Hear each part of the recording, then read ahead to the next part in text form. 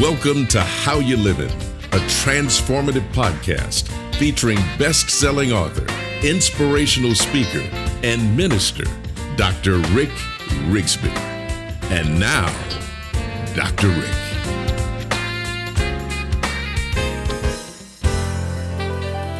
Hello, friends. Thank you so much for listening.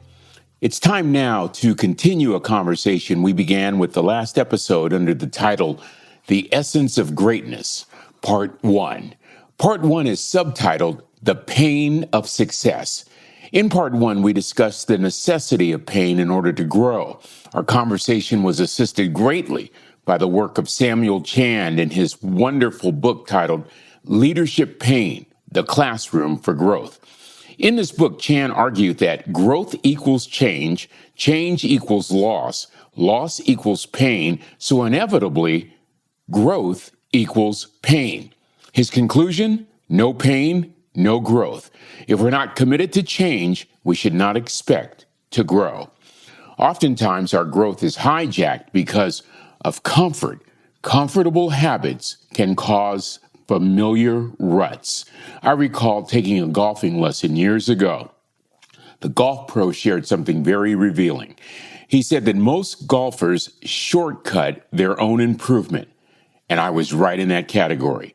He said, once the lesson is finished and we practice on our own, our tendency is to practice our strengths, to work on our strengths, but to devote little time to attacking our weaknesses.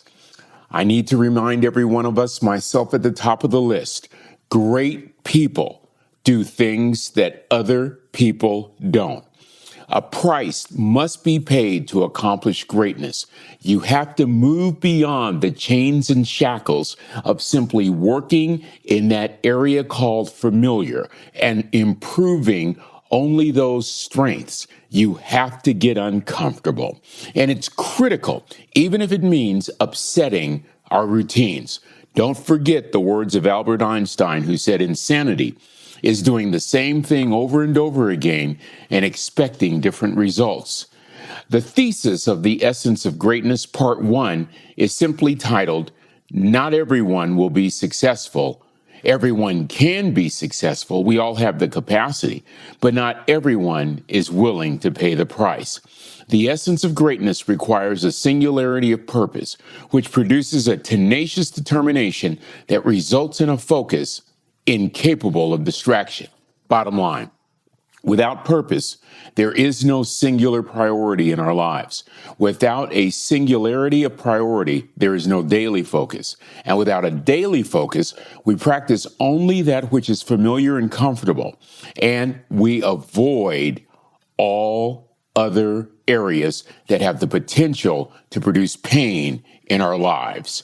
You know what? I loved what Chand concluded in his book. He said, when you interpret your pain as bigger or more important or more threatening or more comprehensive than your vision, you'll redefine your vision down to the threshold of your pain. So in Part 1 of this podcast, I shared that the motivation for this series is a personal one. For the last couple of years, I've been on a life-changing health journey.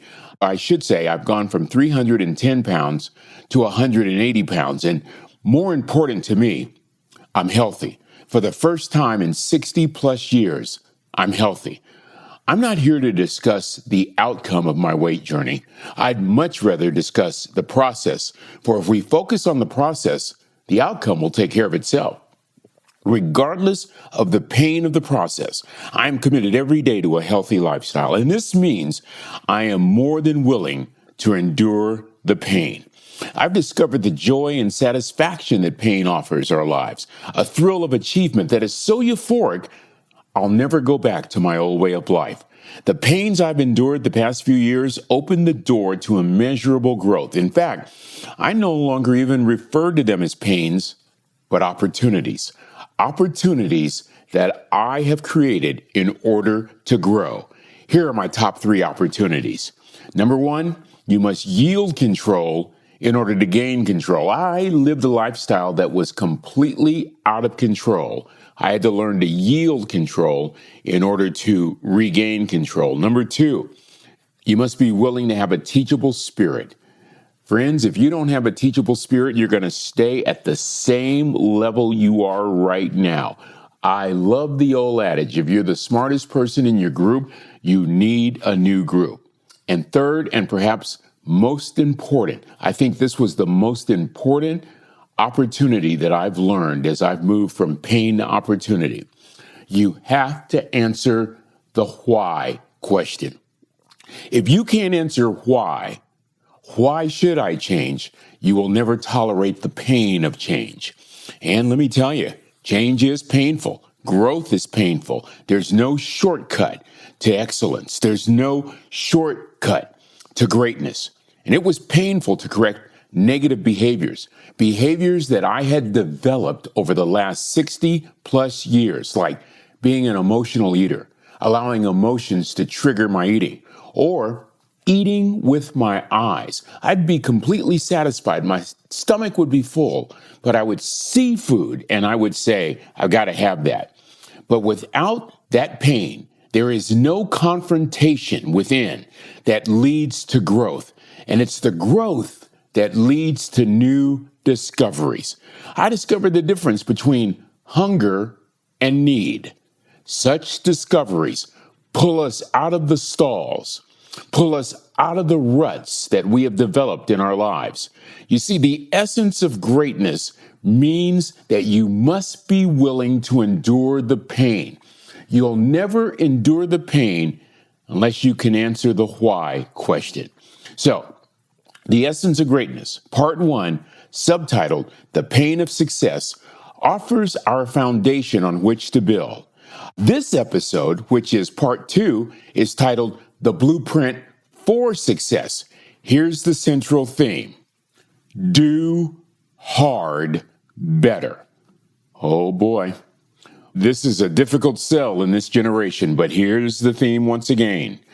Do hard better. In our present society, we are not rewarded for doing hard better. We're rewarded for presenting well, looking good, speaking well, and above all, finishing quickly. As a matter of fact, we're given great kudos for finishing first. This represents a profound shift when it comes to previous generations. When we compare ourselves to the generations of our grandparents and our parents, it wasn't about finishing first. It was about not walking away from a job before it was completed. It was about doing our best and giving our best effort. I mean, I can still hear my mother and father and the moms and dads in our neighborhood echoing to us children, work your best, do your best. My father, the wisest man I ever met in my life, that third grade dropout, said this so many times when I was growing up. Son, if you're going to do a job, do it right. Now, grammatically, that's not correct. It ought to be do it well, but I got the point. I got the message, and I practice it to this very day. If I'm going to do something, commit to something, give the effort to doing it, I must do it to the best of my ability. I can still hear the voice of my father in my brain echoing with a piercing familiarity. Hey, son, I just saw what you did. You were supposed to clean the bathroom, as an example. That's not good enough, son. Do it again. Friends, I got to tell you, back in my day, it didn't matter what you had planned later in the day. When your parents said, do it again, you dropped everything and you did it again. And it had better been done the right way.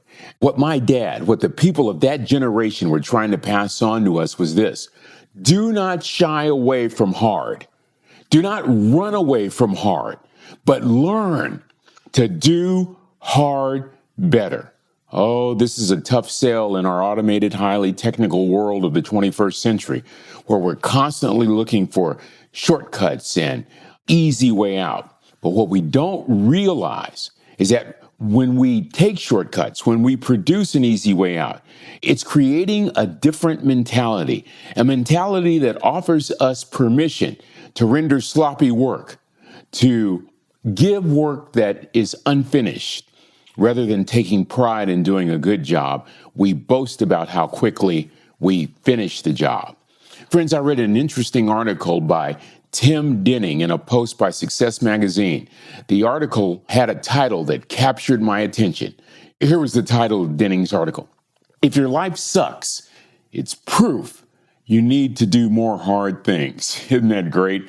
According to Denning, when we do hard things, it's uncomfortable. No wonder we run from hard things as if they're a brown bear wanting to eat us for lunch. Denning argued that we can learn much from organizations like the Navy SEALs, who constantly preach adversity is opportunity. Adversity generates wisdom. Adversity shows us the potential of who we can become. Wow, I like that. Friends, life is hard. Life is hard, and that's not a bad thing. Believing that life is easy perpetuates a very welcomed and familiar myth that keeps us comfortable. You know what else it does? It guarantees a lack of growth in our lives. For years, I thought losing weight was easy. Losing weight is easy. The problem was I was focused on the outcome and not the process. Losing weight is easy. Transforming your life into a new lifestyle, that's what's hard. That's exactly what our world is populated with these days. Quick fixes. Quick fixes. How do I lose all this weight in 1 week? All of these diet plans that promote easy and quick. Now, I'm not judging here. Many of those plans have good results for a lot of people who are living healthy lives. However, in my journey, for me personally, I discovered that a quick fix was nothing more than a Band-Aid on a gaping wound. In other words, I never got to the root of my issue. I was constantly, for years, for decades, seeking the easy way out. Then a few years ago, it hit me, but only after I answered the why question. Why should I go through the pain of changing my life? Why should I go through the uncomfortableness of transformation? The answer? I'm a man in my 60s. I weigh over 300 pounds. And when I started looking around, I didn't see many men over 300 pounds who were in their 60s. I began to think about the months after my first wife passed away in 1996. The sheer agony, the devastation, the loneliness.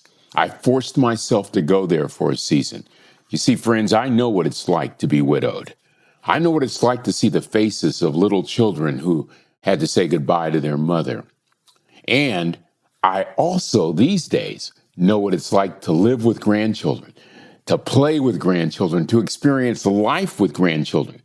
The why became as obvious as the nose on my face. Here's the point. If you cannot answer the why question, you'll never, ever endure the pain of change. You will not give yourself a reason for which to transform. And if you don't give yourself a reason to change, it becomes virtually impossible to tolerate the pain associated with change.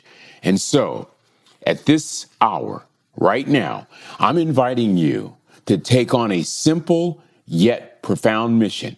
Take this one step. It's what our grandparents taught our parents who passed on to us. May I remind you of this simple step.